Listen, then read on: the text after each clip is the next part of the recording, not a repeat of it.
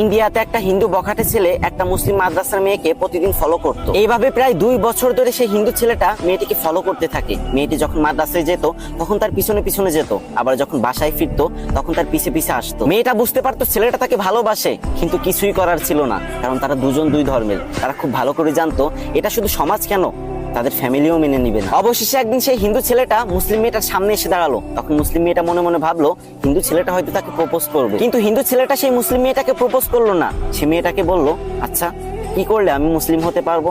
তখন মেয়েটা অবাক হয়ে ছেলেটাকে বলল, আপনি তো হিন্দু, তাহলে মুসলিম কেন হতে চান? তখন হিন্দু ছেলেটা বলল, ভালোবাসার কারণে।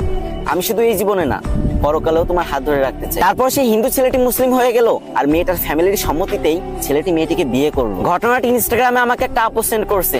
যদিও ছেলেটা আল্লাহর জন্য মুসলিম হয়নি, তবে সে এখন আস্তে আস্তে আল্লাহকে চিনতে পারবে, বুঝতে পারবে। আমি শুধু এতটুকুই বলবো, একবার ভেবে দেখেন তো, আল্লাহর 100% ভালোবাসার ভিতরে মাত্র 1% ভালোবাসা পুরো দুনিয়ার মানুষের ভিতর বিলিয়ে দিয়েছে। তাই ভালোবাসার জন্য মানুষ কত পাগলামি করে। আর শুধু কি প্রেম ভালোবাসা?